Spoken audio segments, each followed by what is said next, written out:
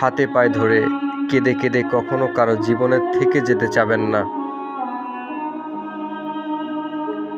যে আপনার ভালোবাসা বোঝেনি তাকে কিছু দিয়ে বোঝাতে পারবেন না। যখন দেখলেন সে বোঝেনি তখন নিজেকেই বুঝিয়ে নেন। নিজেকে ভালো রাখার সবথেকে বড় পথগুলোর মধ্যে একটা হচ্ছে নিজেকে বুঝিয়ে নেয়া।